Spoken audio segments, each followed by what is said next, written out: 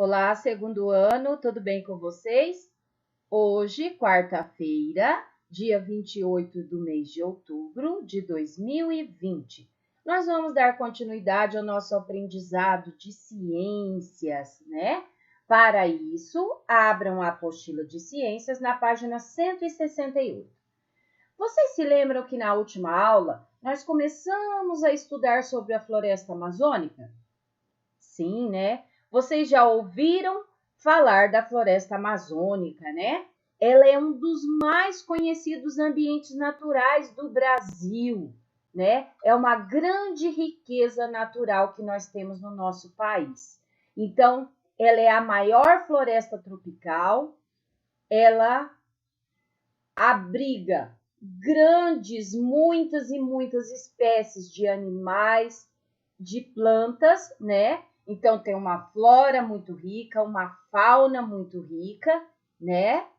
E é uma grande riqueza natural do nosso país, né? Como que é o clima da região da floresta amazônica? Nós vamos estudar um pouquinho agora. Então, ela é uma floresta quente e úmida. Ela está localizada em uma região que recebe bastante luz do sol ao longo de todo o ano. Então, ao longo de todo o ano, ela recebe muita luz do sol. Então, lá o clima é quente, mas também é úmido. E na época das chuvas, parte da floresta fica alagada. Vocês sabiam disso? Vamos observar as imagens. Na primeira imagem, os moradores da região da floresta amazônica são de diversos lugares do Brasil, mas muitos deles são indígenas ou descendentes de indígenas, e eles utilizam barcos como principal meio de transporte. Então, a maioria dos moradores da floresta amazônica são índios ou descendentes de indígenas, né? E qual que é o meio de transporte que eles mais utilizam? Barcos, né? Nessa outra imagem, nós podemos ver que na região da floresta amazônica as temperaturas são elevadas o ano todo, porque, como nós lemos antes, é uma região que recebe bastante luz do sol. Então, as temperaturas são altas, mas há períodos em que chove mais e os rios sobem, o volume das águas aumenta. Então, por causa disso, as moradias são construídas, olhem aqui, ó, sobre estacas e são conhecidas como palafitas. Esse tipo de moradia, que é uma casa, vocês viram que ela está apoiada em estacas de madeira? Esse tipo de construção é chamada de palafitas. Então, quando o nível da água sobe por causa das chuvas, a água chega aqui, ó, nessa proximidade. Por isso que a casa fica assim suspensa, né? Agora, vamos ler mais um pouquinho e fazer uma atividade. Um site de turismo na floresta amazônica dá dicas ao turista de como preparar a mala de viagem. Vamos ler a seguir? Então, se nós pretendermos fazer uma viagem para essa região da floresta amazônica, nós precisamos saber como que é o clima lá. Então, esse site de turismo vai nos dar dicas de como preparar a nossa mala para a viagem. A Amazônia, aqui vou eu. Como preparar sua mala de viagem? Camisetas leves de cores claras, 2 calças que sequem rápido, tênis confortáveis ou botas de trekking, boné ou chapéu, capa de chuva, binóculos, óculos de sol, protetor solar, repelente, sacolas impermeáveis para proteger os equipamentos eletrônicos. Então, agora vocês vão pegar o lápis de cor amarelo e vão grifar os objetos utilizados para proteger o corpo dos raios solares. Quais os objetos aqui que foram citados? Que eles são utilizados para proteger o nosso corpo dos raios solares. Boné, chapéu, óculos de sol e protetor solar. Vocês vão grifar com a cor amarela. Segundo ano, por que é mais indicado usar camisetas de cores claras em um local ensolarado como a região da floresta amazônica? Nós já aprendemos sobre isso, certo? Porque a camiseta de cor clara ajuda a nos sentir mais fresco, pois ela absorve menos ou mais energia solar? Menos energia solar, né? Nós já estudamos que as cores claras absorvem, mas elas também refletem a luz e a energia solar. E já as cores escuras somente absorvem. Então, em dias de muito calor ou em lugar como a floresta amazônica, que o clima é bastante quente, o mais recomendado é usar roupas de cores claras. De que materiais poderiam ser as sacolas impermeáveis que são citadas aqui? Quais materiais que são impermeáveis, que não absorvem água ou qualquer outro líquido? Plástico ou borracha? Muito bem. Agora nós vamos ler um pouquinho sobre o vai e vem das águas do rio Amazonas. Vista de cima, a floresta amazônica parece um imenso tapete verde, formado pela copa das árvores mais altas. É possível observar também que essa floresta é cortada por rios bem volumosos e também extensos. O rio Amazonas é o principal rio dessa região.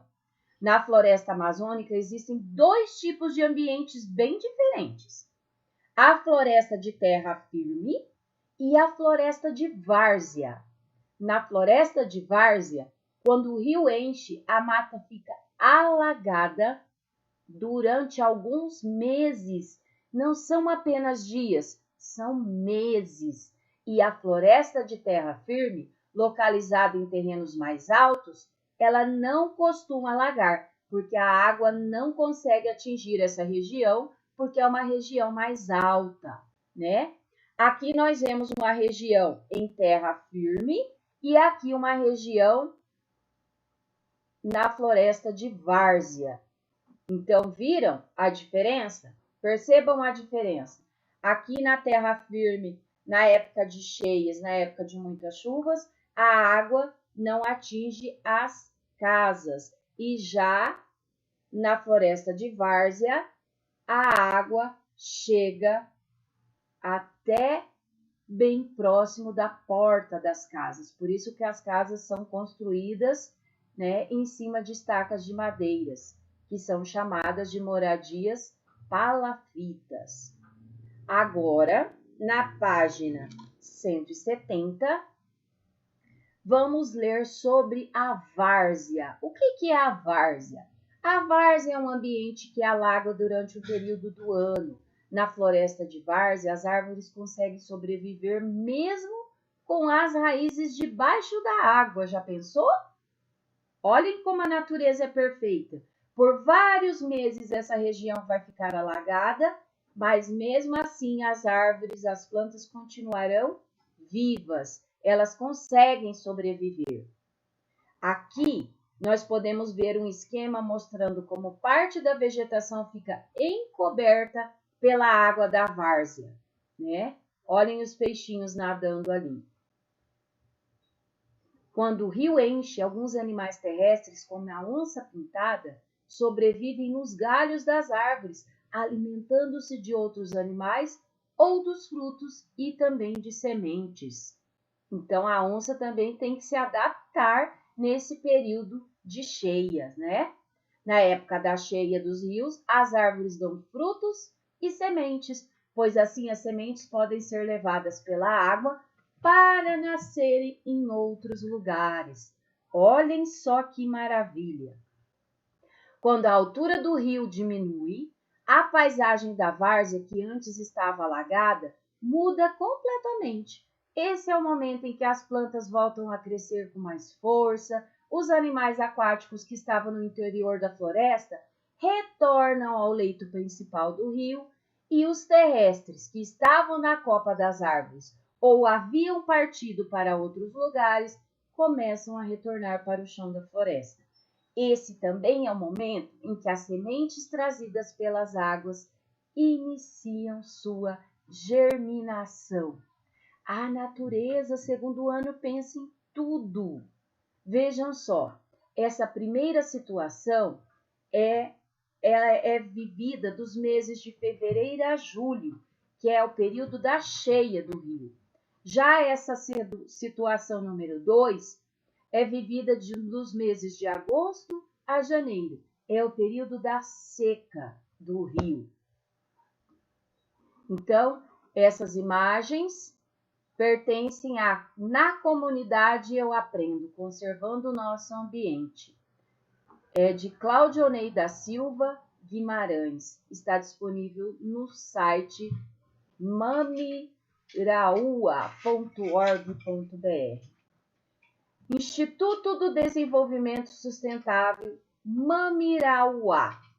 Mamirauá é um instituto criado em 1999. Ele é voltado ao desenvolvimento sustentável, à conservação da biodiversidade e à melhoria da qualidade de vida da população amazônica. Então, ali está escrito, entenda como armadilhas fotográficas podem ajudar na conservação da onça pintada. Então, esses institutos, eles são voltados, eles têm um objetivo de conservar a riqueza de vida, né, e a melhoria da qualidade da população que vive na região amazônica. Eles não pensam só na população, mas também nos animais, que também fazem parte daquele ambiente. Na página 172, vocês já estudaram que a primeira etapa do desenvolvimento de uma nova planta a partir da semente chama-se germinação. Lembram-se? E que para acontecer a germinação, nós precisamos do embrião? Então, as sementes possuem um pequeno embrião que necessita de água para germinar e originar uma nova planta. Segundo Ano, de acordo com o que você leu sobre a várzea na região amazônica, explique o que acontece com as sementes que caem na água. Nós vamos só falar, nós não vamos escrever. O que acontece com as sementes? As sementes são levadas pela água para nascerem em outros lugares. Número 2. O que acontece com as sementes quando a altura do rio volta a diminuir? As sementes começam o quê? A germinar na terra. Muito bem. Número 3. Na cheia, quando a floresta fica inundada, algumas espécies de peixe, como o tambaqui, alimentam-se de frutos e sementes que caem na água. Junto com as fezes, as sementes são liberadas na água. Com o calor do sol, quando as águas baixarem, as sementes germinarão. Olhem só que interessante. As sementes que caem das árvores, que caem na água, viram alimento de um peixe chamado tambaqui. E quando ele for fazer cocô, for evacuar, junto com as fezes do peixe, as sementes sairão. E as águas levarão essas sementes, e quando essas águas baixarem, essas sementes germinarão e darão origem a novas plantas. Então, esse é o peixe tambaqui. Ele alimenta-se principalmente do fruto do tucumã, que é um dos alimentos preferidos desse animal. Sabem qual que é o comprimento de um peixe desse? Ele mede cerca de 1 metro de comprimento, um pouco mais do que 3 réguas de 30 centímetros juntas. Ele é um peixe grande, né? Podemos dizer que o tambaqui é um animal importante para a floresta? Sim, muito importante, né? Pois ele ajuda as sementes das árvores a germinar em outros locais, contribuindo para a sua renovação e a sua transformação. Segundo ano, o número 4. Segundo o texto, a várzea, de que forma alguns animais terrestres, como as onças pintadas, sobrevivem durante o período da cheia do rio? As onças pintadas sobrevivem nos galhos das árvores, alimentando-se do quê? De outros animais, certo? Ou também de frutos e também de sementes. Muito bem.